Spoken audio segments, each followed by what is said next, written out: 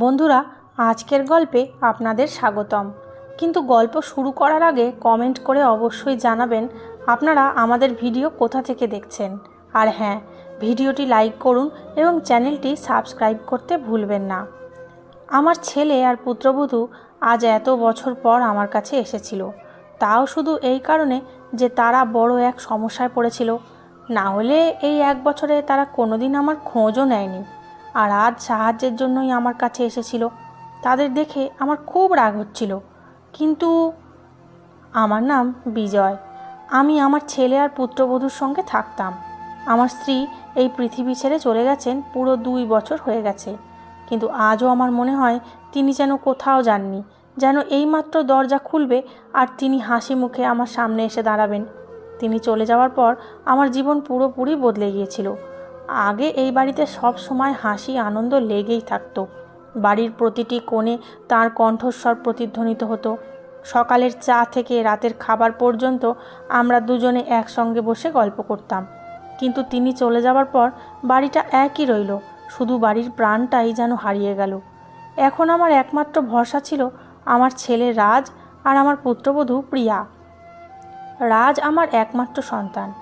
আমি তাকে অনেক আদর যত্ন করে বড় করেছি, তার ছোট বড় সব প্রয়োজনের খেয়াল রেখেছি, তাকে ভালো পড়াশোনা করিয়েছি এবং সবসময় চেষ্টা করেছি যেন সে একজন ভালো মানুষ হয়ে ওঠে। যখন তার বিয়ে হলো এবং প্রিয়া এই বাড়িতে এলো, তখন আমার মনে হয়েছিল আমার অপূর্ণ ইচ্ছা যেন পূরণ হয়েছে। কারণ আমার কখনো কোনো মেয়ে ছিল না, তাই আমি প্রিয়াকে কখনো পুত্রবধূ মনে করিনি। আমি সবসময় তাকে নিজের মেয়ের মতোই ভালোবেসেছি। তার জন্য যা পারতাম তাই করতাম। যদি কোনো জিনিস তার ভালো লাগতো, আমি না ভেবেই সেটা এনে দিতাম। যদি সে কখনো অসুস্থ হয়ে পড়তো, আমি সারা রাত তার মাথার পাশে বসে থাকতাম। আমার মনে হতো ঈশ্বর আমাকে মেয়ে না দিলেও পুত্রবধূর রূপে একটি মেয়ে দিয়েছেন। প্রিয়াও প্রথম দিকে আমার খুব যত্ন নিত, সময় মতো ওষুধ দিত, খাবার তৈরি করে জিজ্ঞেস করতো, বাবা আপনার আর কিছু লাগবে? তার কথা শুনে আমার মনে হতো যেন সত্যিই আমার একটি মেয়ে আছে, আর মনে মনে আমি খুব খুশি হতাম। একদিনের কথা, তারা দুজন ড্রয়িং রুমে বসে হাসতে হাসতে গল্প করছিল। তাদের হাসির শব্দ আমার ঘর পর্যন্ত ভেসে আসছিল। আমি একা নিজের ঘরে বসেছিলাম। হঠাৎ আমার চোখ পড়ল সামনের দেওয়ালে টাঙানো আমার স্ত্রীর ছবির দিকে। আমি অনেকক্ষণ ধরে সেই ছবিটার দিকে তাকিয়ে রইলাম। তার মুখের হাসিটা আজও ঠিক তেমনই ছিল যেমনটা তিনি বেঁচে থাকতে থাকতো। ছবিটার দিকে তাকাতেই একের পর এক পুরনো স্মৃতি আমার চোখের সামনে ভেসে উঠতে লাগলো। আমার মনে পড়তে লাগলো কিভাবে আমরা দুজনে সন্ধ্যাবেলা ছাদে বসে চা খেতাম, কিভাবে তিনি আমার পছন্দের খাবার রান্না করে আমার জন্য অপেক্ষা করতেন। আমি অফিস থেকে ক্লান্ত হয়ে ফিরলে কিভাবে তিনি হাসি মুখে আমাকে স্বাগত জানাতেন। আমার সেই দিনগুলোর কথাও মনে পড়ল যখন রাজ ছোট ছিল আর আমরা দুজনে মিলে তাকে স্কুলে পৌঁছে দিতে যেতাম। আমাদের ছোট্ট একটা পৃথিবী ছিল যেখানে শুধু শান্তি আর সুখ ছিল। কিন্তু ভাগ্য বোধহয় আমাদের সুখ সহ্য করতে পারেনি। একদিন তিনি আমাকে চিরদিনের জন্য একা রেখে চলে গেলেন। ছবিটার দিকে তাকিয়ে থাকতে থাকতে আমার চোখ দিয়ে অজান্তেই জল গড়িয়ে পড়ল। আমি আস্তে করে ছবিটা ছুঁয়ে মনে মনে বললাম, দেখো, আজও তোমাকে খুব মনে পড়ে। তোমাকে ছাড়া এই বাড়িটা কত ফাঁকা হয়ে গেছে। ইস, যদি আজ তুমি আমার সঙ্গে থাকতে। ঠিক তখনই ঘরের দরজাটা ধীরে ধীরে খুলল আর আমার ছেলে রাজ ভেতরে এলো। সে আমাকে চোখের জল মুছতে দেখেছিল, কিন্তু কিছু বলল না। সে এসে আমার পাশে বসে বলল, বাবা, আপনার সঙ্গে একটা জরুরি কথা আছে। তার কথা শুনে আমি চোখের জল লুকিয়ে তার দিকে তাকালাম। সে একটু থেমে বলল, বাবা, আপনি তো জানেন আমার চাকরি অনেক দূরের এলাকায়। প্রতিদিন এত দূর যাতায়াত করা আমার জন্য খুব কষ্টকর হয়ে যাচ্ছে। তাই কোম্পানি আমাকে ওখানে একটা ফ্ল্যাট দিয়েছে। ফ্ল্যাটটা খুব বড় নয়, তবে থাকার মতো। আমি আর প্রিয়া ভাবছি এখন থেকে সেখানেই থাকব। তার কথা শুনে কয়েক মুহূর্ত চুপ করে রইলাম। মনে হলো কেউ যেন আমার বুকটা শক্ত করে চেপে ধরেছে। কিন্তু আমি মুখে হাসি ধরে রাখলাম, কারণ আমি চাইনি সে ভাবুক আমি তার সুখের পথে বাধা হয়ে দাঁড়াচ্ছি। তারপর সে আবার বলল, বাবা, আমরা আপনাকেও সঙ্গে নিয়ে যেতে চেয়েছিলাম, কিন্তু ফ্ল্যাটটা খুব ছোট, সেখানে মাত্র 2টো ঘর। আমরা 3জন একসঙ্গে থাকলে আপনারও অসুবিধা হবে আর আমাদেরও। তাই আপাতত আপনি এই বাড়িতেই আরামে থাকুন। এই বাড়িটা তো আপনারই, আর অনেক বড়ও। আমরা প্রতি সপ্তাহে আপনার সঙ্গে দেখা করতে আসব। আপনার কোনো কিছুরই অভাব হতে দেব না। তার কথা শুনে আমি জোর করে হাসলাম আর বললাম, বাবা, যদি তোমাদের সুবিধা ওখানেই হয় তাহলে অবশ্যই সেখানে যাও। আমার জন্য নিজের কাজে কোনো অসুবিধা করো না। আমি এখানে একদম ভালো থাকবো। তোমরা শুধু সুখে থেকো, এটাই আমার সবচেয়ে বড় আনন্দ। কিন্তু এই কথাগুলো বলার সময় আমার বুকের ভেতরটা ভেঙে চুরমার হয়ে যাচ্ছিল। কারণ আমি খুব ভালো করেই জানতাম, যে বাড়িতে একসময় 4 জনের হাসি প্রতিধ্বনিত হতো, সেখানে এখন আমি একাই থেকে যাব। রাজ আমার কাঁধে হাত রেখে বলল, বাবা, আপনি কোনো চিন্তা করবেন না। আমি প্রতিদিন ফোন করব, আর ছুটি পেলেই আপনার সঙ্গে দেখা করতে আসব। আমিও মাথা নেড়ে সম্মতি দিলাম, যাতে সে আমার কষ্টটা বুঝতে না পারে। পরের দিন থেকেই তারা জিনিসপত্র গুছিয়ে নিতে শুরু করলো। সারা বাড়িতে বাক্স ছড়িয়েছিল, কাপড় আলাদা করে গোছানো হচ্ছিল, বাসনপত্র আলাদা রাখা হচ্ছিল, কিছু আসবাবও সঙ্গে নিয়ে যাওয়ার প্রস্তুতি চলছিল। আমি চুপচাপ এক কোণে বসে সব দেখছিলাম। অনেকবার মনে হচ্ছিল তাদের বলি, যেও না, আমাকে একা ফেলে যেও না। কিন্তু নিজেকে থামিয়ে দিতাম, কারণ আমি চাইনি আমার জন্য তাদের স্বপ্নের পথে কোনো বাধা আসুক। প্রিয়াও জিনিসপত্র গুছানোর সময় আমার কাছে এসে বলতো, বাবা, নিজের খেয়াল রাখবেন, সময় মতো ওষুধ খাবেন। আমি শুধু মুচকি হেসে দিতাম, কিন্তু আমার মনের শূন্যতা প্রতিটি মুহূর্তে আরও বেড়ে যাচ্ছিল। অবশেষে সেই দিনও এসে গেল। তাদের সব জিনিস গাড়িতে তুলে দেওয়া হলো। রাজ এসে আমার পা ছুঁয়ে প্রণাম করলো। প্রিয়াও আমার আশীর্বাদ নিল। আমি দুজনের মাথায় হাত রেখে তাদের সুখী জীবনের আশীর্বাদ করলাম। তারপর তারা গাড়িতে উঠে চলে গেল। আমি দরজায় দাঁড়িয়ে তাদের যেতে দেখছিলাম। যতক্ষণ না তাদের গাড়ি আমার চোখের আড়াল হয়ে গেল, ততক্ষণ আমি সেখানেই দাঁড়িয়ে রইলাম। তারপর ধীরে ধীরে বাড়ির ভেতরে ঢুকলাম। পুরো বাড়িটা যেন অদ্ভুত নীরবতায় ভরে গিয়েছিল। কিছুক্ষণ আগেও যেখানে জিনিসপত্র গোছানোর শব্দ ছিল, সেখানে এখন শুধু নিস্তব্ধতা। আমি নিজের ঘরে গিয়ে বিছানায় বসে পড়লাম। আর সেই প্রথমবার সত্যিই অনুভব করলাম, এখন এই বিশাল বাড়িতে আমি সম্পূর্ণ একা। ওদিকে কয়েকদিনের মধ্যে রাজ আর প্রিয়া তাদের নতুন ফ্ল্যাটে ভালোভাবে গুছিয়ে নিল এবং নিজেদের নতুন জীবন নিয়ে ব্যস্ত হয়ে পড়ল। আর আমি সেই পুরনো বাড়িতে তাদের স্মৃতিকে আঁকড়ে ধরে দিন কাটাতে লাগলাম। আমি তখনও জানতাম না আমার জীবনে এমন একটি মোড় আসতে চলেছে যা আমার পুরো পৃথিবীটাই বদলে দেবে। কয়েকদিন পর রাজ আর প্রিয়া পুরোপুরি তাদের নতুন ফ্ল্যাটে থাকতে শুরু করলো। আর আমি এই বড় বাড়িতে একেবারে একা হয়ে গেলাম। যতদিন তারা বাড়িতে ছিল ততদিন আমি কখনো একাকিত্ব অনুভব করিনি। কিন্তু এখন সকাল থেকে রাত পর্যন্ত প্রতিটি মুহূর্তে মনে হতে লাগলো, এই বাড়িতে এখন আমার ছাড়া আর কেউ নেই। আগে সকালে ঘুম থেকে উঠলেই পুত্রবধূর কণ্ঠস্বর শুনতে পেতাম। ছেলে অফিসে যাওয়ার প্রস্তুতি নিত, বাড়ি জুড়ে চায়ের সুগন্ধ ছড়িয়ে পড়ত, কোনো না কোনো কথায় হাসির শব্দ শোনা যেত। কিন্তু এখন সকালে ঘুম ভাঙলে পুরো বাড়ি নিস্তব্ধ হয়ে থাকতো। কখনো কখনো তো মনে হতো যেন এই বাড়ির দেওয়ালগুলোও আমার সঙ্গে কথা বলতে চায়। আমি গ্রামের মানুষ ছিলাম, আর গ্রামে আমার যথেষ্ট মান সম্মান ছিল। ওপরওয়ালার কৃপায় আমার কোনো কিছুরই অভাব ছিল না। আমার অনেক জমি জমা ছিল, কয়েকটি চাষের জমি ছিল, আর গ্রামের বাজারে আমার 2টি দোকানও ছিল, যেগুলো ভাড়ায় দেওয়া ছিল। প্রতি মাসে সময় মতো সেই দোকানগুলোর ভাড়া এসে যেত। সেই টাকাতেই আমার আরাম করে সংসার চলতো। কোনো দিন টাকার চিন্তা করতে হয়নি।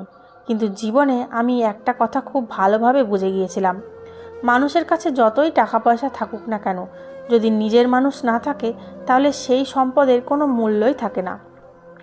আমার বাড়ি বড় ছিল, অনেক ঘরও ছিল, কিন্তু সেই ঘরগুলোতে এখন শুধু নীরবতা বাস করত। অনেক সময় কোনো কাজ ছাড়াই আমি পুরো বাড়িতে ঘুরে বেড়াতাম।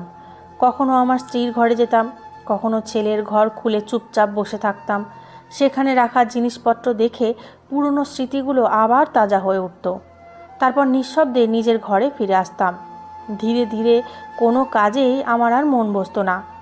আগে আমি মাঝে মাঝে নিজের জমিতে যেতাম, দোকানগুলোর খোঁজ খবরও নিতাম, কিন্তু এখন সেগুলো করতেও আর ইচ্ছে করতো না। সকালে উঠে কোনো রকমে 1 কাপ চা বানাতাম, সামান্য কিছু খেয়ে বাড়ির কোনো এক কোণে বসে ভাবতে থাকতাম। কখনো স্ত্রীর কথা মনে পড়তো, কখনো ছেলের ছোটোবেলার স্মৃতিগুলো চোখের সামনে ভেসে উঠত। অনেক সময় অজান্তেই চোখ দিয়ে জল গড়িয়ে পড়তো, কিন্তু সেই জল মুছে দেওয়ার মতো কেউ ছিল না। কখনো কখনো মন খুব অস্থির হয়ে উঠলে বাড়ির বাইরে একটি চেয়ার পেতে বসতাম আর রাস্তা দিয়ে যাতায়াত করা মানুষদের দেখতাম।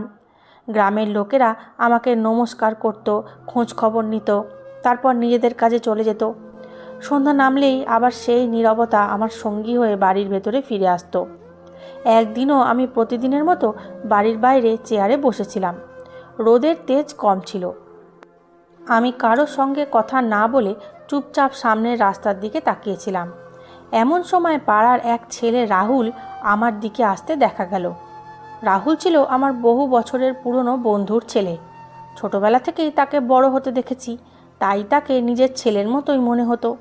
রাহুল খুব ভালো ছেলে ছিল। সে বড়দের সম্মান করত, সবার সঙ্গে ভদ্রভাবে কথা বলতো, আর পুরো পাড়ায় তার খুব সুনাম ছিল। সে আমার কাছে এসে হেসে বলল, কাকু নমস্কার, কেমন আছেন? আমিও হাসার চেষ্টা করলাম। বললাম, ভালো থেকো বাবা, আমি একদম ভালো আছি। সে আমার পাশের চেয়ারে বসে কিছুক্ষণ মন দিয়ে আমার দিকে তাকিয়ে রইল। তারপর বলল, কাকু আজ আপনাকে খুব বেশি মনমরা লাগছে, সব ঠিক আছে তো? আমি প্রথমে বিষয়টা এড়িয়ে যাওয়ার চেষ্টা করলাম। বললাম, না বাবা, তেমন কিছু নয়, সব ঠিক আছে। কিন্তু সে আবার খুব আন্তরিকভাবে বলল, কাকু আমি তো আপনাকে ছোটবেলা থেকেই দেখে আসছি, আজ আপনাকে আগে কখনো এমন দেখিনি। যদি মনে কোনো কথা থাকে আমাকে বলুন, হয়তো আমি একটু হলেও আপনার সাহায্য করতে পারবো। তার কথা শুনে আমার মন ভরে গেল। আমি ধীরে ধীরে বললাম, বাবা কি বলবো, এখন এই বাড়িতে একাই থাকি, তাই কোথাও মন বসে না। সারাদিন কিভাবে কেটে যায় আমি নিজেও বুঝতে পারি না। কখনো কখনো মনে হয় দুটো কথা বলার মতোও কেউ আর নেই। রাহুল আমার কথা খুব মন দিয়ে শুনল। তারপর হেসে বলল, আরে কাকু, এত ছোট একটা বিষয় নিয়ে এত চিন্তা করছেন কেন? একা বসে থাকলে মানুষ আরও বেশি কষ্ট পায়। আপনি কাল থেকে আমার সঙ্গে চলুন। আমি প্রতিদিন ভোরে হাঁটতে যাই, তারপর যোগব্যায়ামের ক্লাসেও যাই। আপনিও যদি আমার সঙ্গে যান তাহলে আপনার শরীরও ভালো থাকবে, মনও ভালো থাকবে। আমরা পথ চলতে চলতে গল্পও করব, আপনার সময়ও ভালো কেটে যাবে। তার কথা শুনে আমার একটু ভালো লাগলো, কিন্তু আমি বললাম, বাবা এই বয়সে এইসব কি আর আমার দ্বারা হবে? সে হেসে বলল, কাকু বয়স তো শুধু একটা সংখ্যা। যতদিন মানুষ নিজের পায়ে চলতে পারে ততদিন তাকে নিজেকে ঘরের মধ্যে বন্দি করে রাখা উচিত নয়। আপনি শুধু একবার আমার সঙ্গে চলুন, তারপর দেখবেন কত ভালো লাগবে। এরপর সে আবার বলল, আর কাকু যদি কখনো খাওয়ার কোনো অসুবিধা হয় সেটারও একদম চিন্তা করবেন না। আমি তো পাশেই থাকি, আমার দুই বোন খুব ভালো রান্না করে। আমি প্রতিদিন আপনার জন্য বাড়ি থেকে খাবার নিয়ে আসব। আপনাকে কোনো চিন্তাই করতে হবে না। আপনি আমাকে নিজের ছেলে বলেই ভাববেন। তার এই কথাগুলো শুনে আমার চোখ ভিজে উঠল। আজকের দিনে যেখানে নিজের মানুষেরাও সময় বের করতে পারে না, সেখানে পাশের বাড়ির একটি ছেলে আমার জন্য এতটা ভাবছে। আমি স্নেহ ভরে তার মাথায় হাত রেখে বললাম, ভালো থেকো বাবা, ঈশ্বর তোমাকে সবসময় সুখে রাখুন। আজ তুমি আমার মনের অনেক বড় বোঝা হালকা করে দিলে। রাহুল হেসে বলল, তাহলে ঠিক রইল, কাল সকালে আমি নিজেই আপনাকে নিতে চলে আসব। আপনি প্রস্তুত থাকবেন। এখন থেকে আর একা বসে দুঃখ করার কোনো দরকার নেই। আমি প্রতিদিন আপনার সঙ্গে থাকব। এতটুকু বলার পরও সে অনেকক্ষণ আমার পাশে বসে রইল। আমরা দুজনে পুরনো দিনের কথা বললাম, গ্রামের লোকজনের কথা বললাম, আর অনেকক্ষণ ধরে হেসে গল্প করলাম। অনেক দিনের পর সেদিন আমার মুখে সত্যিকারের হাসি ফুটেছিল। সন্ধ্যা হয়ে এলে রাহুল উঠে দাঁড়িয়ে বলল, আচ্ছা কাকু, আমি তাহলে যাই, কাল সকালে আবার দেখা হবে। এই বলে সে নিজের বাড়ির দিকে চলে গেল। আমি তাকে চলে যেতে দেখতেই থাকলাম। সেদিন অনেক দিনের পর আমার মনে হয়েছিল হয়তো আমার জীবনে আবার একটু আলো ফিরতে আসতে চলেছে। কিন্তু আমি একেবারেই জানতাম না ভবিষ্যতে এই রাহুলই আমার জীবনে এমন একটি ভূমিকা পালন করবে যা আমি কোনোদিন কল্পনাও করিনি। এরপর ধীরে ধীরে আমার জীবন আবার আগের মতো চলতে লাগলো। প্রতিদিন সকালে আমি রাহুলের সঙ্গে হাঁটতে যেতাম। আমরা হাঁটতে হাঁটতে নানা গল্প করতাম, কখনো পুরনো দিনের কথা, কখনো গ্রামের লোকজনের কথা, কখনো সে আমাকে হাসানোর চেষ্টা করত, আবার কখনো আমার শরীরের খোঁজখবর নিত। তার সঙ্গে কিছুটা সময় কাটালে আমার মন আগের তুলনায় অনেকটাই হালকা থাকতো। কিন্তু বাড়ি ফিরে এলেই আবার সেই নীরবতা আমার জন্য অপেক্ষা করত। আমি স্ত্রীর ছবির সামনে বসে মনে মনে তার সঙ্গে কথা বলতে শুরু করতাম।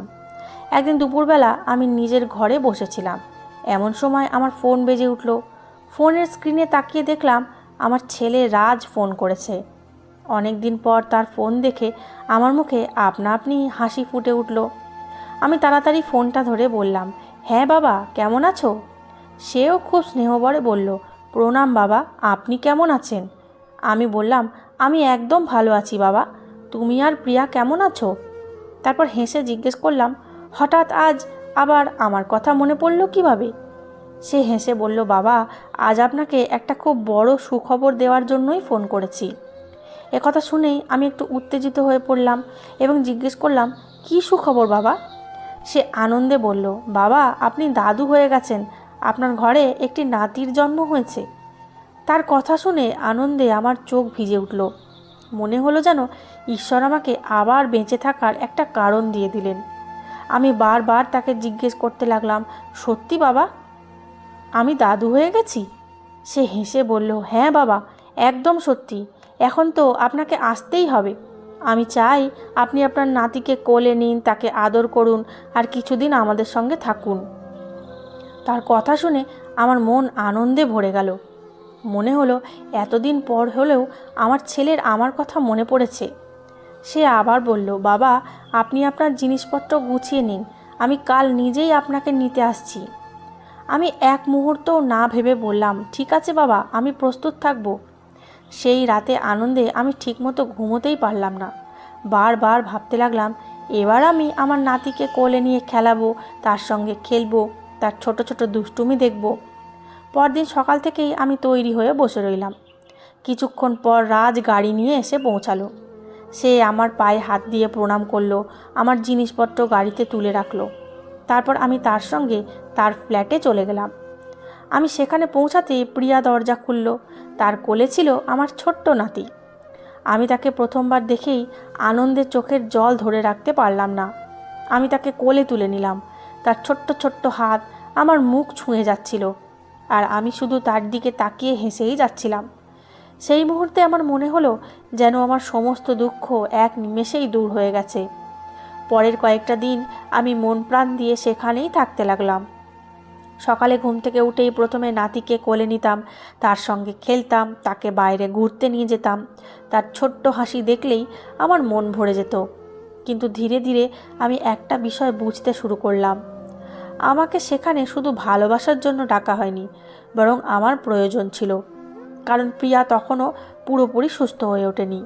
তার বাজারে যেতে অসুবিধা হতো, ভারী জিনিস তুলতে পারতো না।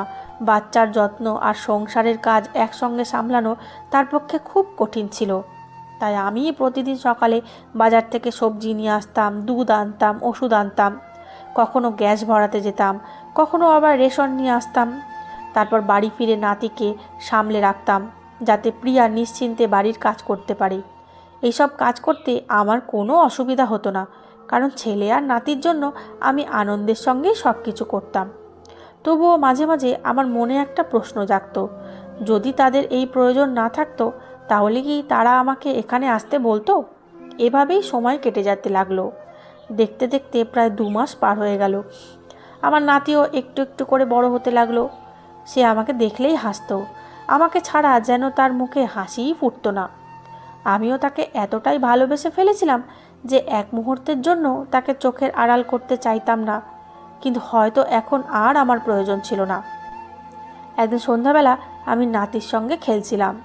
তখন রাজ আমার কাছে এসে বসে একটু ইতস্তত করে বলল, বাবা, এখন তো বাচ্চাটাও একটু বড় হয়েছে আর প্রিয়াও আগের চেয়ে অনেকটা সুস্থ। তাই ভাবছিলাম কাল আপনাকে আপনার বাড়িতে পৌঁছে দিয়ে আসবো। তাছাড়া আপনি এখানে অনেক দিন ধরে আছেন, আপনারও নিশ্চয়ই নিজের বাড়িতে ফিরে যেতে ইচ্ছে করছে। তার কথা শুনে মনে হলো কেউ যেন আমার বুকে জোরে আঘাত করলো। আমি বুঝে গিয়েছিলাম তাদের কাজ শেষ হয়ে গেছে, তাই এখন আর তাদের আমার দরকার নেই। আমি মুখে কোনো কষ্ট প্রকাশ করলাম না, শুধু হালকা হেসে বললাম, যা তোমার ভালো মনে হয় বাবা। সে বলল, তাহলে আপনি আপনার জিনিসপত্র গুছিয়ে নিন, কাল সন্ধ্যায় অফিস থেকে ফিরেই আপনাকে পৌঁছে দিয়ে আসবো।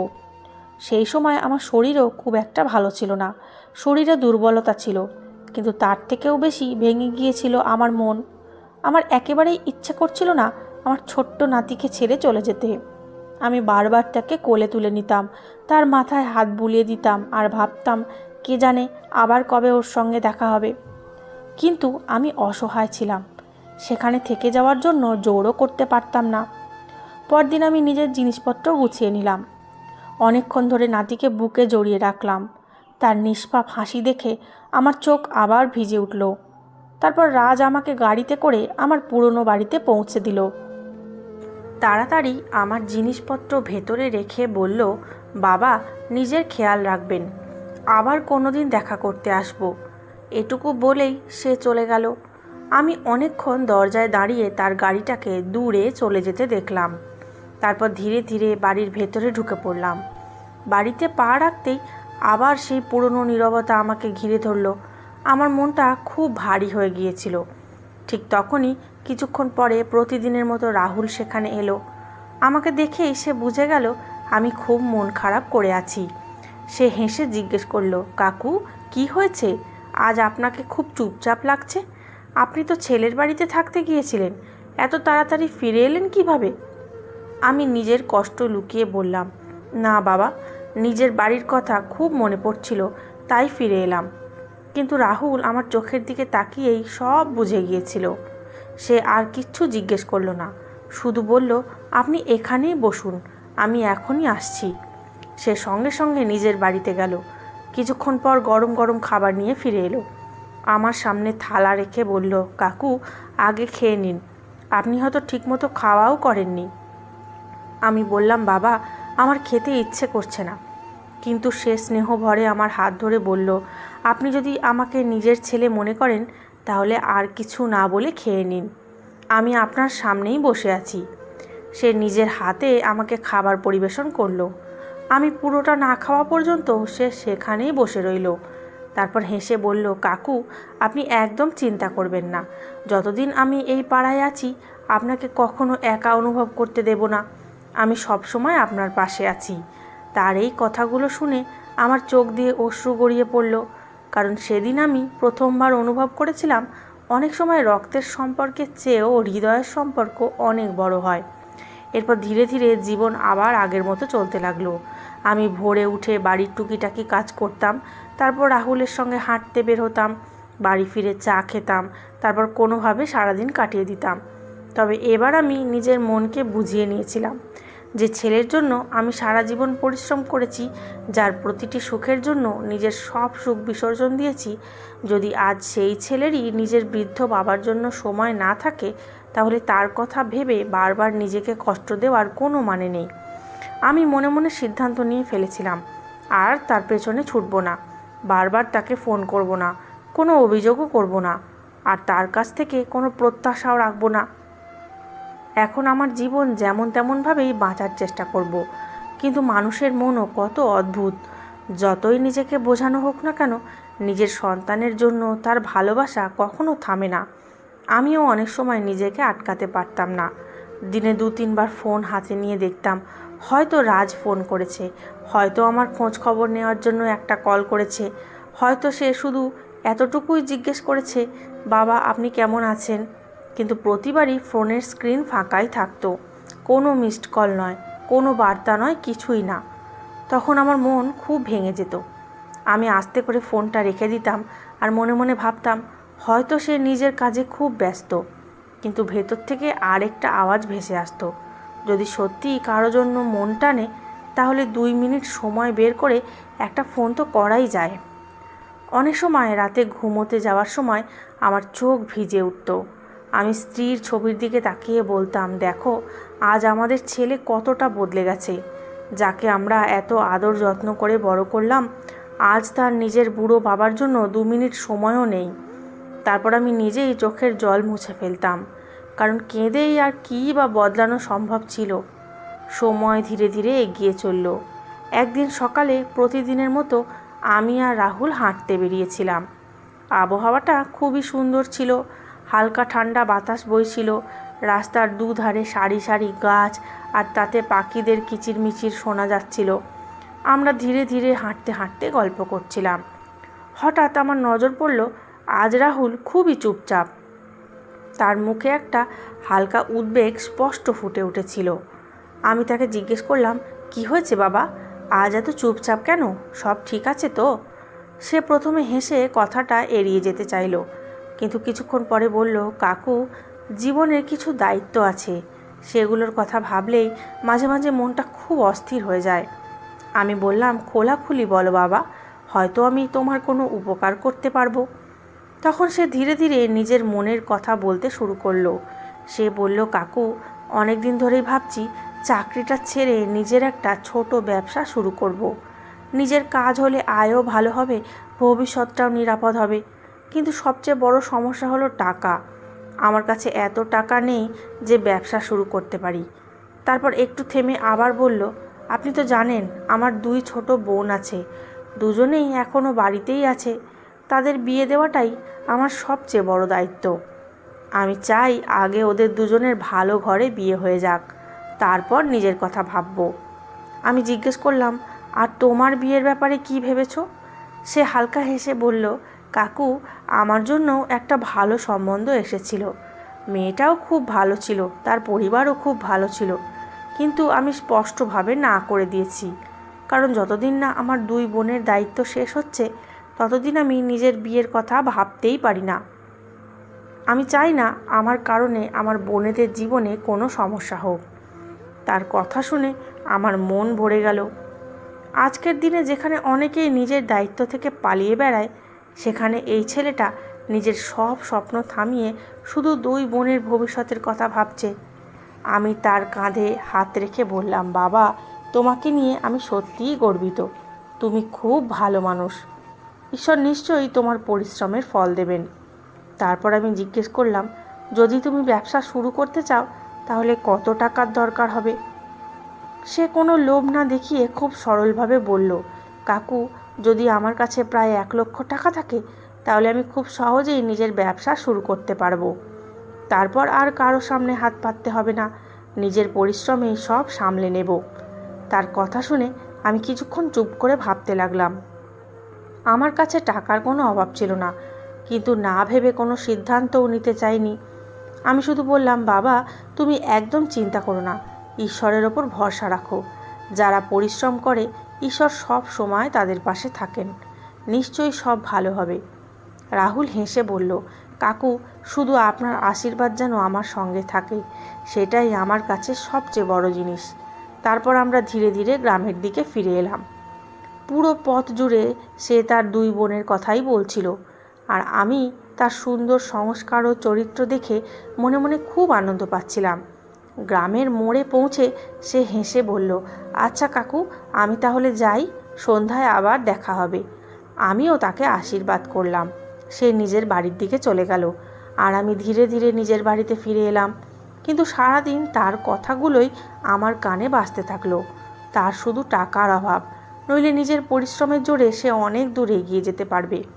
সেদিন প্রথমবার আমার মনে একটা চিন্তা এলো, যা আমি কাউকে বলিনি।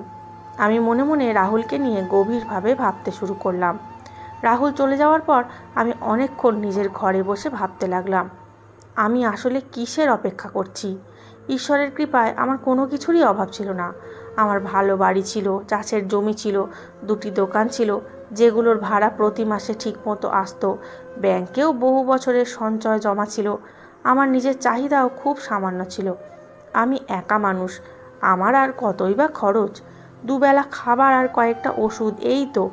কিন্তু অন্যদিকে ছিল রাহুল, যে কোনো স্বার্থ ছাড়াই আমার সবচেয়ে কঠিন সময়ে পাশে দাঁড়িয়েছিল। যখন আমার নিজের ছেলে আমাকে একা রেখে চলে গিয়েছিল, তখন রাহুলই আমার খোঁজ নিয়েছিল। আমি যখন মন খারাপ করে বসে থাকতাম, তখন সেও আমাকে হাসানোর চেষ্টা করত।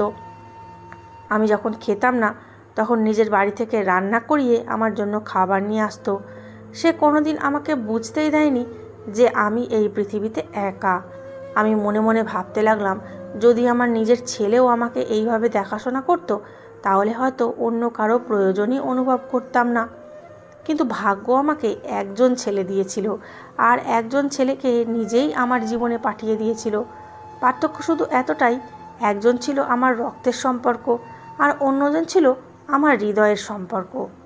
সকালে রাহুলের বলা কথাগুলো বারবার আমার মনে পড়ছিল। তার শুধু টাকার অভাব, নইলে সে ব্যবসা শুরু করে নিজের 2 বোনের দায়িত্ব খুব ভালোভাবেই পালন করতে পারবে। আমি মনে মনে সিদ্ধান্ত নিয়ে ফেললাম, আমার কাছে এত টাকা থাকা সত্ত্বেও যদি আমি তাকে সাহায্য না করি তাহলে এই সম্পদেরই বা কী মূল্য। শেষ পর্যন্ত টাকা তো মানুষের উপকারেই আসা উচিত। আমি আলমারি খুললাম, সেখান থেকে নিজের ব্যাংকের পাসবই আর চেক বই বের করলাম। তারপর অনেকক্ষণ সেগুলো হাতে নিয়ে বসে রইলাম। সেই সময় আমার স্ত্রীর কথাও খুব মনে পড়ছিল। আমি তার ছবির দিকে তাকিয়ে মুচকি হেসে বললাম, তুমি যদি আজ থাকতে তাহলে তুমিও নিশ্চয়ই বলতে, বিজয় সেই ছেলেটাকে সাহায্য করো, যে কোনো স্বার্থ ছাড়াই তোমার পাশে দাঁড়িয়েছে। আমার মনে হলো যেন ছবির ভেতর থেকেও সে আমার কথায় সম্মতি জানাচ্ছে। আমি তখনই 1,00,000 টাকার একটি চেক লিখে সেটি আমার ডায়েরির ভেতরে রেখে দিলাম। সারাদিন শুধু এই একটাই কথা ভাবছিলাম, রাহুল কি এই টাকা নেবে? কারণ আমি তার স্বভাব খুব ভালো করেই জানতাম। সে ছিল অত্যন্ত আত্মসম্মানী ছেলে। অকারণে কারো কাছ থেকে কিছু নিতে সে কখনো পছন্দ করত না। সন্ধ্যা নামতে শুরু করলো, সূর্য ধীরে ধীরে অস্ত যাচ্ছিল। ঠিক তখনই প্রতিদিনের মতো রাহুল আমার বাড়িতে এলো। তার হাতে কিছু তাজা ফল ছিল।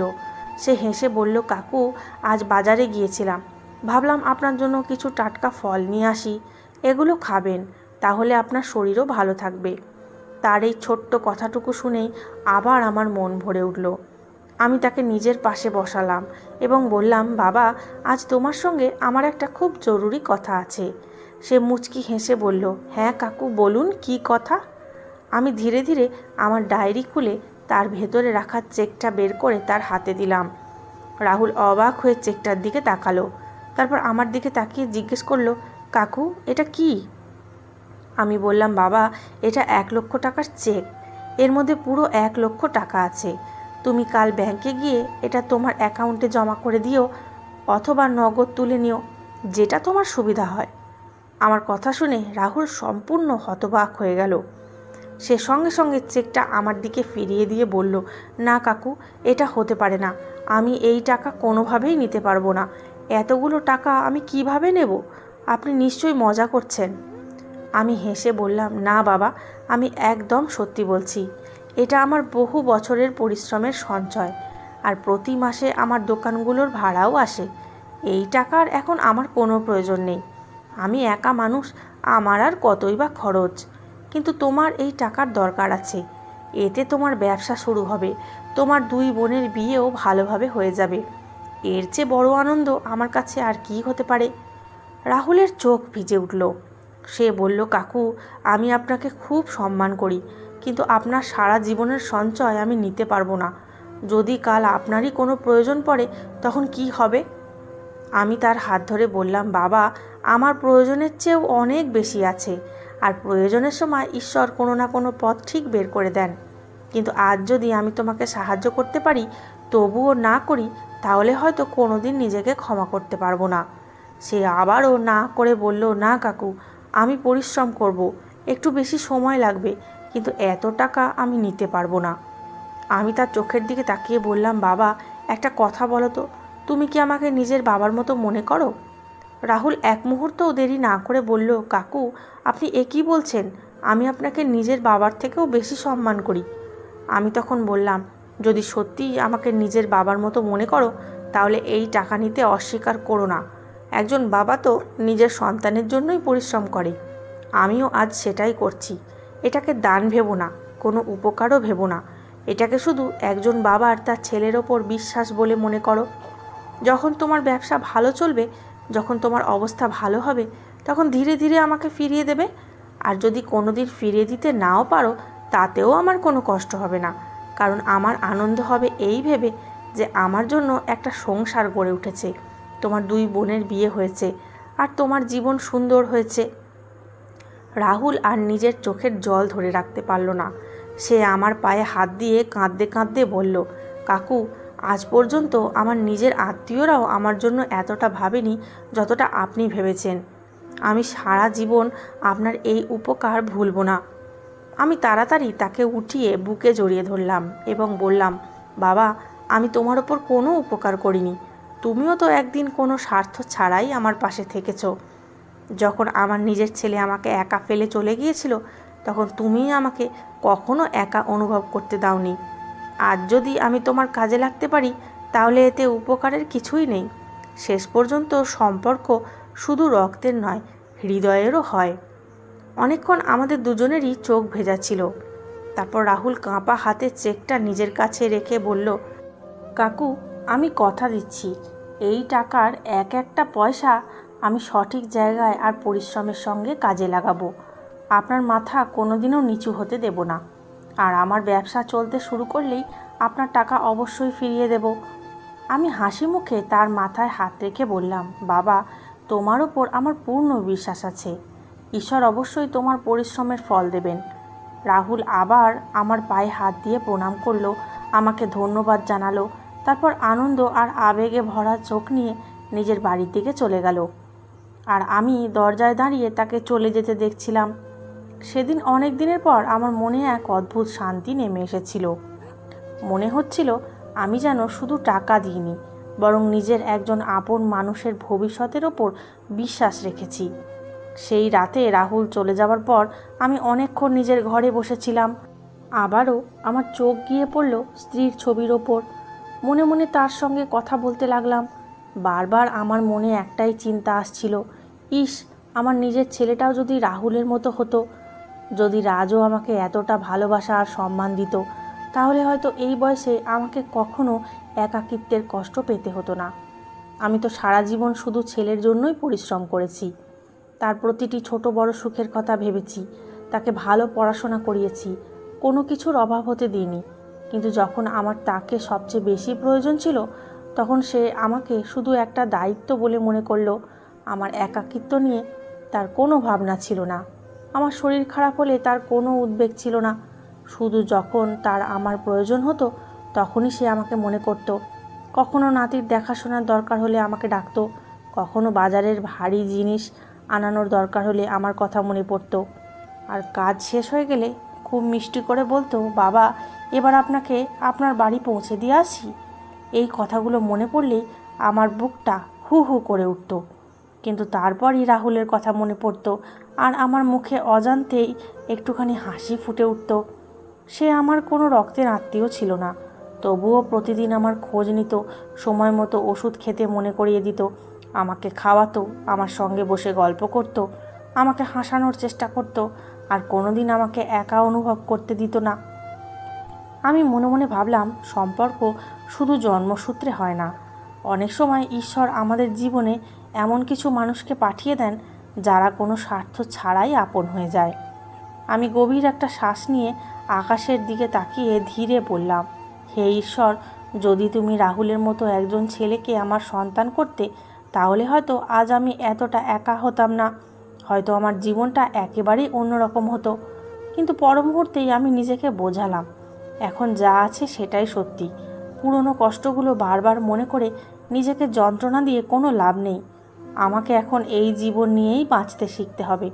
আর তাছাড়া রাহুল তো আমার কাছে নিজের ছেলের চেয়ে কোনো অংশে কম নয়। যদি নিজের ছেলে আমার নাই হতে পারে, তাতে কি হয়েছে? ঈশ্বর অন্য কারো ছেলেকে আমার জন্য পাঠিয়েছেন। এই ভেবেই আমার মনটা একটু শান্ত হলো। সময় ধীরে ধীরে এগিয়ে চলল। প্রায় 2-3 দিন পরে এক সকালে আমি বাড়ির বাইরে বসে রোদ পোহাচ্ছিলাম। দূর থেকে দেখলাম রাহুল আসছে। আজ তার মুখে এক অন্যরকম আনন্দের ঝলক ছিল। তার হাতে একটা বড় মিষ্টির বাক্স। সে দ্রুত আমার কাছে এসে হাসি মুখে বলল, কাকু, আগে মুখটা মিষ্টি করুন। আমি অবাক হয়ে জিজ্ঞেস করলাম, আরে বাবা, আজ এত খুশির কারণ কি?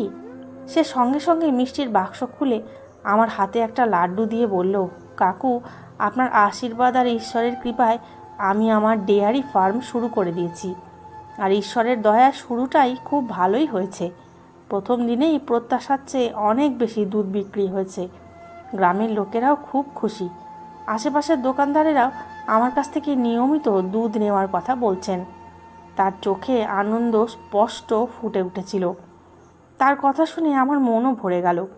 আমি হাসি মুখে মিষ্টি খেলাম এবং বললাম, ঈশ্বর তোমাকে সবসময় এইভাবেই উন্নতি দান করুন বাবা। যারা পরিশ্রম করে ঈশ্বর কখনো তাদের সঙ্গ ছাড়েন না। রাহুল আবেগ ভরা কণ্ঠে বলল, কাকু, সেদিন যদি আপনি আমার ওপর বিশ্বাস রেখে আমাকে সাহায্য না করতেন তাহলে হয়তো আজও আমি এদিক ওদিক চাকরির খোঁজে ঘুরে বেড়াতাম। আপনি শুধু আমাকে টাকা দেননি, আপনি আমাকে নিজের জীবন গড়ার একটা সুযোগ দিয়েছেন। আমি সারা জীবন আপনার এই উপকার ভুলব না। আমি সঙ্গে সঙ্গে তার কথা থামিয়ে দিয়ে বললাম, বাবা, আমি তোমাকে আগেও বলেছি, আজও বলছি, এতে উপকারের কিছুই নেই। আমার আনন্দ তো এই যে তুমি আমার বিশ্বাসকে সত্যি প্রমাণ করেছো। রাহুল আবার বলল, কাকু, আমার ব্যবসা একটু আরও ভালোভাবে দাঁড়িয়ে গেলেই আমি সবার আগে আপনার পুরো টাকা আপনাকে ফিরিয়ে দেব। একটা পয়সাও বাকি রাখব না। তার কথা শুনে আমি হালকা হেসে তার কাঁধে হাত রেখে বললাম, আরে পাগল ছেলে, এত তাড়াহুড়ো কিসের? তোমার ব্যবসা শুরু হয়েছে তো মাত্র কয়েকদিন, এখন থেকেই টাকা ফেরত দেওয়ার কথা কেন ভাবছো? আগে নিজের ব্যবসাকে ভালোভাবে দাঁড় করাও, সেটাকে আরও এগিয়ে নিয়ে যাও, নিজের পরিশ্রমে মন দাও, তোমার 2 বোনের ভবিষ্যতের কথা ভাবো। যখন তোমার ব্যবসা পুরোপুরি স্থির হয়ে যাবে, যখন তোমার হাতে স্বচ্ছন্দে টাকা থাকবে, তখন অবসর করে ফিরিয়ে দিও। আমার কোনো তাড়া নেই, আমার খাওয়া পড়া নিয়ে কোনো অভাব নেই, কিন্তু তুমি যদি এখনই তাড়াহুড়ো করে টাকা ফেরত দিতে শুরু করো তাহলে তোমার ব্যবসার ওপর প্রভাব পড়বে, আর আমি সেটা একেবারেই চাই না। আমার কথা শুনে রাহুলের চোখ আবার ভিজে উঠল। সে বলল, কাকু, সত্যি বলতে কি, আমি সব সময় বাবার অভাব অনুভব করেছি, কিন্তু আজ মনে হচ্ছে ঈশ্বর সেই অভাবও পূরণ করে দিয়েছেন। আমি স্নেহ ভরে তার মাথায় হাত বুলিয়ে বললাম, আমারও তাই মনে হয়। আমার জীবনের এই একাকিত্বে তোমাকে পাঠিয়ে ঈশ্বর আমার ওপরও অনেক বড় দয়া করেছেন। তুমি সবসময় এভাবেই সুখে থেকো, এটাই আমার আশীর্বাদ। রাহুল ঝুঁকে আমার পায়ে হাত দিয়ে প্রণাম করলো, তারপর কিছুক্ষণ আমার পাশে বসে রইল। আমরা দুজনে তার ডেয়ারি ফার্ম নিয়ে অনেক কথা বললাম। সে আমাকে জানালো সে কতগুলো মহিষ কিনেছে, কিভাবে প্রতিদিন ভোর 4টায় উঠে নিজেই সব কাজ করে, আর কিভাবে সে ধীরে ধীরে নিজের ব্যবসাকে এত বড় করতে চায় যাতে তার 2 বোনের বিয়ে ভালো ঘরে দিতে পারে। তার পরিশ্রম আর স্বপ্নের কথা শুনে তার প্রতি আমার শ্রদ্ধা আরও বেড়ে গেল। সেদিন প্রথমবার আমার সত্যিই মনে হলো হয়তো ঈশ্বর কোনো বিশেষ কারণেই রাহুলকে আমার জীবনে পাঠিয়েছেন। দেখতে দেখতে দিন কেটে যেতে লাগলো। দিন কখন যে মাসে পরিণত হয়ে গেল আমি নিজেও বুঝতে পারিনি। সময় নিজের গতিতেই চলছিল, কিন্তু এই পুরো সময়ে আমার ছেলে রাজ একবারও ফোন করেনি। আমিও আর তাকে ফোন করার চেষ্টা করিনি। শুরুর দিকে প্রতিদিন ফোন হাতে নিয়ে দেখতাম, হয়তো তার কোনো ফোন এসেছে, হয়তো তার বুড়ো বাবার কথা মনে পড়েছে, কিন্তু ধীরে ধীরে সেই আশাটাও ছেড়ে দিয়েছিলাম। সত্যি বলতে এখন আর এসব আমাকে তেমন কষ্টও দিত না। আমি নিজেকে বুঝিয়ে নিয়েছিলাম, যে মানুষ আমার প্রয়োজনীয় অনুভব করে না তার জন্য বারবার নিজের মনকে কষ্ট দেওয়ার কোনো মানে হয় না। আমি নিজের একাকিত্বের সঙ্গেই বন্ধুত্ব করে নিয়েছিলাম, কিন্তু মনে হয় ঈশ্বর আমার সেই একাকিত্ব পুরোপুরি দূর করার জন্যই রাহুলকে আমার জীবনে পাঠিয়েছিলেন। এখন রাহুল প্রায় প্রতিদিনই আমার বাড়িতে আসতো। কখনো খুব ভোরে এসে আমাকে হাঁটতে নিয়ে যেত, কখনো আবার সন্ধ্যায় আমার সঙ্গে বসে চা খেত। এটা যেন তার অভ্যাস হয়ে গিয়েছিল। আমার খোঁজখবর না নিলে তার মন শান্ত হতো না। তার মাও প্রায়ই আমার জন্য বাড়ি থেকে টাটকা রান্না করে পাঠিয়ে দিতেন, আর রাহুল নিজের হাতে সেই খাবার আমার সামনে রেখে বলতো, কাকু, আগে খেয়ে নিন, তারপর অন্য কথা হবে। অনেক সময় আমি বলতাম, বাবা, আমি নিজেই রান্না করে নেব, তোমাদের রোজ রোজ এত কষ্ট করার দরকার নেই। কিন্তু সে হেসে বলতো, কাকু, আপনি যদি আমাকে নিজের ছেলে মনে করেন তাহলে আর এসব কথা বলবেন না। আপনার সেবা করতে আমার ভালো লাগে। তার এই কথাগুলো শুনে আমার মন ভরে উঠত। এখন আমার জীবনের একটা নিয়ম হয়ে গিয়েছিল, সকালে রাহুলের সঙ্গে হাঁটতে যাওয়া, দুপুরে একটু বিশ্রাম নেওয়া, সন্ধ্যায় তার সঙ্গে বসে গল্প করা, আর রাতে নিশ্চিন্তে ঘুমিয়ে পড়া। এখন আর আগের মতো একাকিত্ব আমাকে কষ্ট দিত না, কারণ আমি জানতাম আমি যদি একবারও রাহুলকে ডাকি সে ছুটে চলে আসবে। একদিন সকালে রাহুল প্রতিদিনের মতো আমার বাড়িতে এলো, কিন্তু আজ তার মুখে অন্য রকম উজ্জ্বলতা ছিল। চোখে মুখে আনন্দ ঝলমল করছিল, যেন খুব বড় কোনো সুখবর আছে। এসে আমার পায়ে হাত দিয়ে প্রণাম করলো এবং হাসি মুখে বলল, কাকু, আজ আমি আপনাকে একটা খুব ভালো খবর দিতে এসেছি। আমিও হেসে বললাম, কি হয়েছে বাবা? আজ তো তোমাকে খুব খুশি লাগছে। সে আনন্দে বলল, কাকু, আমি আমার বড় বোনের বিয়ের সম্বন্ধ পাকা করে ফেলেছি। আগামী মাসেই তার বিয়ে। তার কথা শুনে আমার মন আনন্দে ভরে গেল। আমি সঙ্গে সঙ্গে তাকে জড়িয়ে ধরে বললাম, ঈশ্বরকে হাজারো ধন্যবাদ বাবা, তোমার পরিশ্রমের ফল মিলছে। এবার তোমার একটা বড় দায়িত্ব পূরণ হতে চলেছে। রাহুলের চোখ আনন্দে ভিজে উঠল। তারপর সে আস্তে করে বলল, কাকু, আমি আপনাকে আরেকটা কথা বলতে চাই। আমি বললাম, হ্যাঁ বাবা, বলো। সে একটু ইতস্তত করে বলল, আমার বাবা তো আর এই পৃথিবীতে নেই, আর গত কয়েক মাস ধরে আপনি যেভাবে আমাকে নিজের ছেলের মতো ভালোবেসেছেন, আমার প্রতিটি সুখ দুঃখে পাশে দাঁড়িয়েছেন, তাই আমার মনের খুব ইচ্ছে আমার বোনের কন্যাদান আপনি নিজের হাতেই করুন, কারণ আমার কাছে আপনিই আমার বাবার মতো।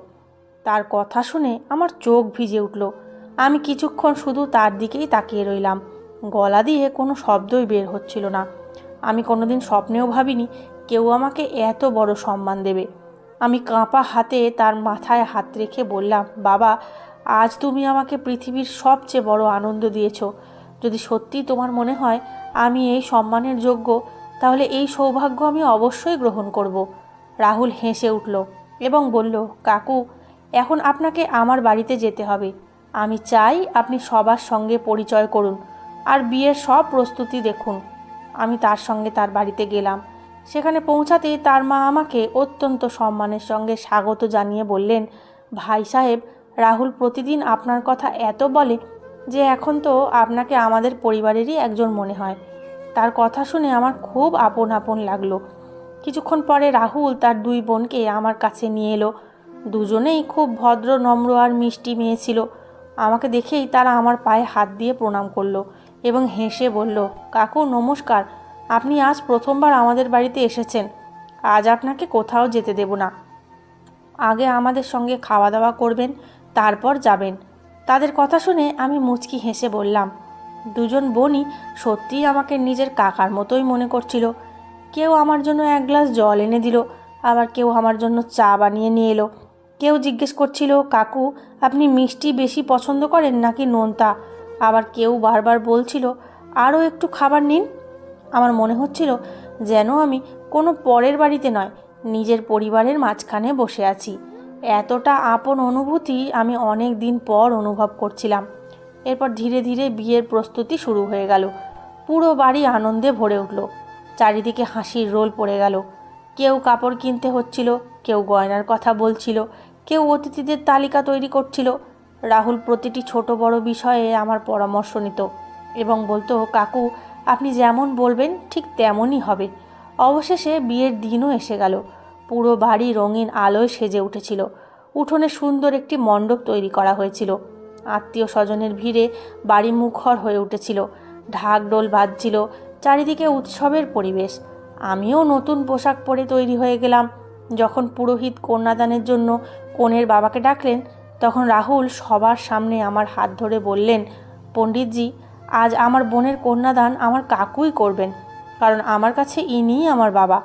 তার এই কথা শুনে সেখানে উপস্থিত অনেকের চোখ ভিজে উঠল। আমি ধীরে ধীরে মণ্ডপে গিয়ে কাঁপা হাতে রাহুলের বোনের কন্যাদান করলাম।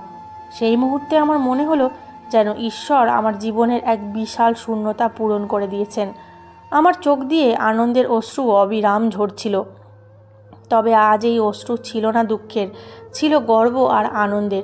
খুব সুন্দরভাবে বিয়ের অনুষ্ঠান সম্পন্ন হলো। সবাই খুব খুশি ছিল। নবদম্পতি এসে আমার আশীর্বাদ নিল।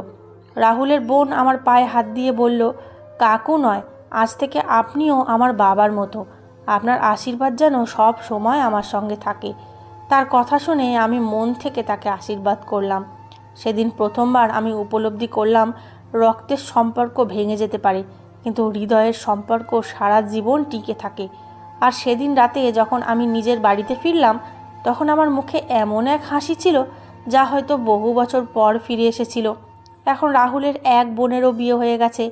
বাড়িতে শুধু রাহুল আর তার ছোট বোন থাকতো, কিন্তু তাদের বাড়ির পরিবেশ আগের মতোই আনন্দে ভরা ছিল। রাহুল আজও প্রতিদিন আমার বাড়িতে আসতো। কখনো সকালে চা নিয়ে আসতো, কখনো সন্ধ্যায় আমার সঙ্গে ঘন্টার পর ঘন্টা গল্প করতো। এখন আমার সত্যিই মনে হতো সে যেন আমার নিজের ছেলে।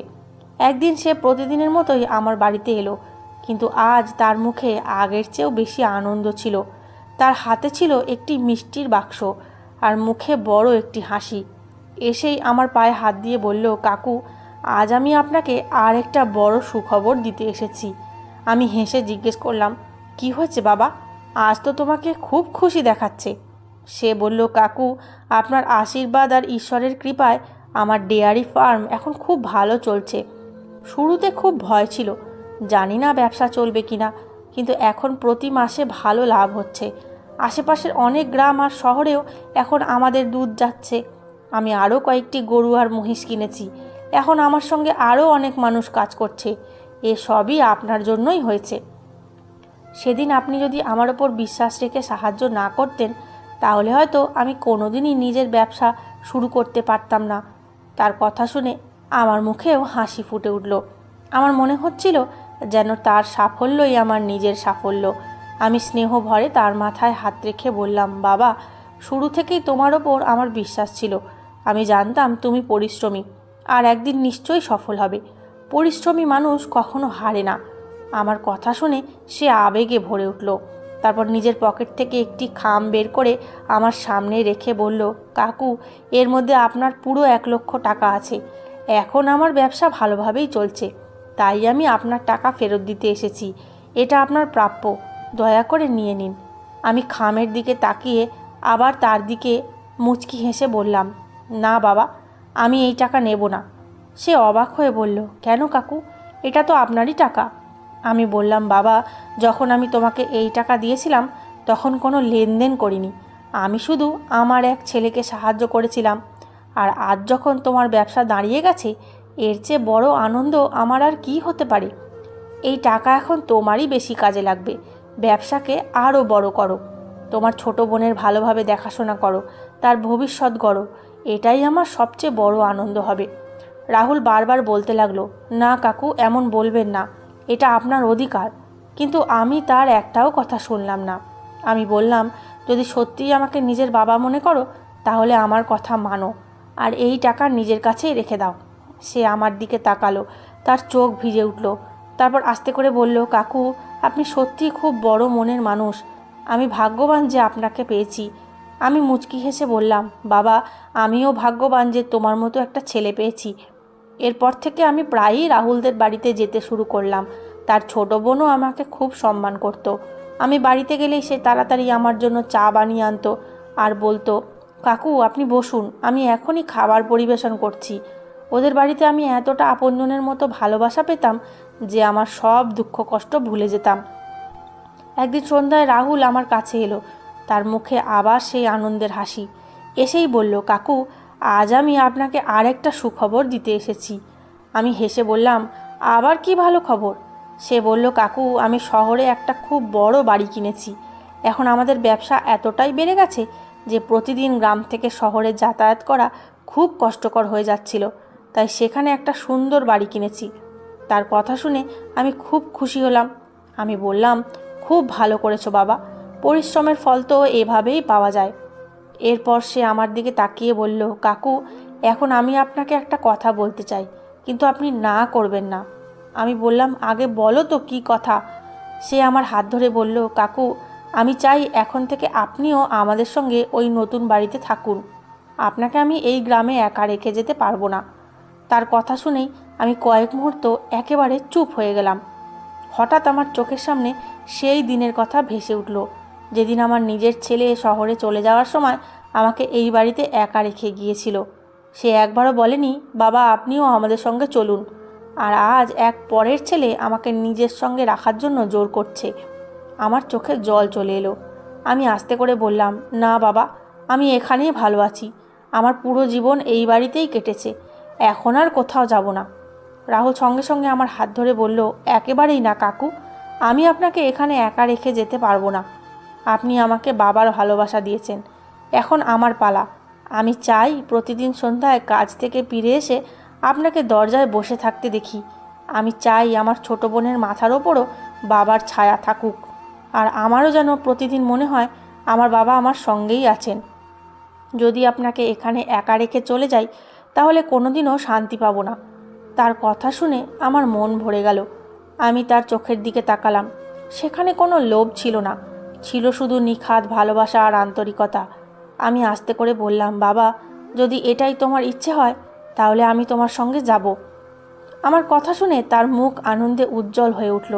সে আর এক মুহূর্তও দেরি না করে বাড়ির ভেতরে গিয়ে আমার জিনিসপত্র গুছিয়ে নিতে শুরু করলো। আমি বারবার বলছিলাম, থাক বাবা, আমি নিজেই করে নেব। কিন্তু সে হেসে বলল, না কাকু, এখন আর এটা আপনার কাজ নয়, আমার কাজ। অল্প সময়ের মধ্যেই সে খুব যত্ন করে আমার সব কাপড় আর প্রয়োজনীয় জিনিসপত্র গুছিয়ে ফেলল। তারপর বাড়ির দরজা বন্ধ করে আমার হাত ধরে বলল, চলুন কাকু, এই বাড়ি নয়, এবার আমাদের নতুন বাড়ি আপনার অপেক্ষায় আছে। আমি তার সঙ্গে গাড়িতে উঠে বসলাম। সারা পথ শুধু একটা কথাই ভাবছিলাম, ঈশ্বর সম্পর্ক রক্ত দিয়ে নয়, হৃদয় দিয়ে গড়ে তোলেন। আমার নিজের ছেলে আমাকে একা ফেলে চলে গিয়েছিল, কিন্তু রাহুল আমাকে কোনোদিন একা অনুভব করতে দেয়নি। সেদিন আমি আমার পুরনো বাড়িকে বিদায় জানিয়ে রাহুলের সঙ্গে শহরের নতুন বাড়ির উদ্দেশ্যে রওনা হলাম, যেখানে আমি শুধু থাকার জন্য একটা ঘরই নয়, বরং একটা নতুন পরিবারও পেতে চলেছিলাম। এখন আমি, রাহুল আর তার ছোট বোন, আমরা তিনজন একসঙ্গে শহরের সেই নতুন বাড়িতে থাকতে শুরু করলাম। বাড়িটা ছিল খুব বড়, খোলামেলা, আর চারিদিকে যেন আপনজনের উষ্ণতা ছড়িয়েছিল। সবচেয়ে বড় কথা, সেই বাড়িতে আমি কখনোই একাকিত্ব অনুভব করতাম না। রাহুল আর তার বোন দুজনেই আমার এত যত্ন নিত যে অনেক সময় আমার মনে হতো হয়তো আগের জন্মে আমাদের মধ্যে কোনো না কোনো সম্পর্ক ছিল। প্রতিদিন ভোরে আমরা তিনজন খুব সকালে উঠে পড়তাম। আমি আর রাহুল একসঙ্গে হাঁটতে বের হতাম। পুরো পথ জুড়ে নানা রকম গল্প করতাম। কখনো পুরনো দিনের স্মৃতি মনে করতাম, আবার কখনো তার ব্যবসার কথা বলতাম। হাঁটা শেষে বাড়ি ফিরে দেখতাম তার বোন আমাদের জন্য গরম গরম নাস্তা তৈরি করে রেখেছে। আমরা তিনজন একসঙ্গে বসে খেতাম, হাসি ঠাট্টা করতাম। তারপর রাহুল তার ডেয়ারি ফার্মের কাজে বেরিয়ে যেত, তার বোনও নিজের কাজে ব্যস্ত হয়ে পড়তো, আর আমি বাড়িতে নিশ্চিন্তে সময় কাটাতাম।